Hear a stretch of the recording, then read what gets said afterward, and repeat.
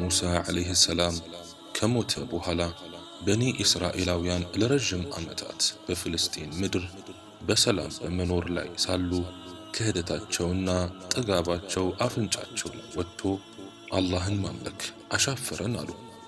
ይህን ጊዜ አላህም ጨካኝና ጉልበተኛ የሆኑ ህዝቦችን ልኮባቸው እነዚያም ጨካኞቹ ህዝቦች ፍልስጤንን በመውረር በኒ እስራኤላውያንን ከሀገራቸው ወደ በረሃ አባረሯቸው።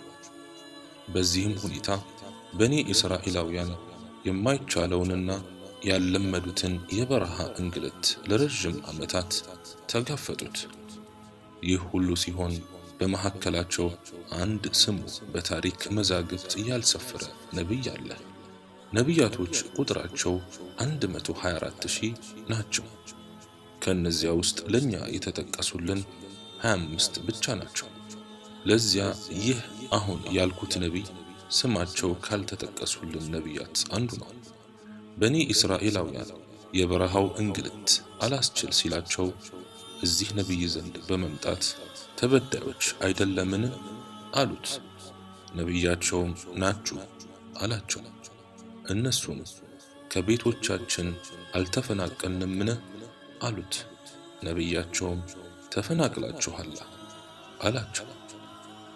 እነሱም ለዚህ እንግልት ሁሉ የዳረገንን የበደለንንና ያሰቃየንን ሀገራችንንም የወረራትን ጃሉት የተባለው ንጉሥ መዋጋት እንፈልጋለን። ስለዚህ አንተም የጦር መሪ ሹምልንና ጃሉትን እንዋጋው አሉት። ነቢያቸውም ባህሪያቸውን ስለሚያውቅ ለመዋጋት ዝግጁ መሆናችሁን እርግጠኞች ናችሁ አላቸው።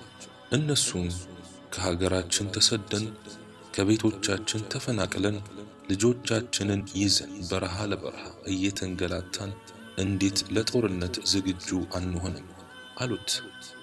ነቢያቸውም በወረደለት ወሕይ መሰረት አላህ ከመካከላችሁ ጣሉትን የጦር መሪ አርጎ ሾሙላችኋል አላቸው። ጣሉት ወጣትና ድሃ ልጅ ቢሆንም ግን ጠንካራና ብልህ ነበር። የጣሉት የዘር ሐረግም ከቢንያሚን ነው የሚመዘዘው። እንዴ ለምንድን ነው ጣሉት የጦር መሪያችን የሚሆነው? እሱ እኮ ድሃ ነው። በዚያ ላይ መሪዎች ከሚወለዱበት ቤተሰብ አይደለም አሉት። ያው የይሁዳን ቤተሰብ ፈልገው ነው። ነቢያቸውም አላህ ጣሉትን በብልህነቱ እና በጉልበቱ ከናንተ ውስጥ መርጦታል አላቸው። እነሱም እሺ ተአምር ያምጣልን አሉ። ነቢያቸውም የሱ ተአምር አንድ ሳጥን ከሰማይ መላእክት ተሸክመው ይመጣሉ። በዚያ ሳጥን ውስጥም የሙሳና የሃሩን ውርስና የልብ እርጋታ አለበት አላቸው። እነሱም እንዴት አሉ።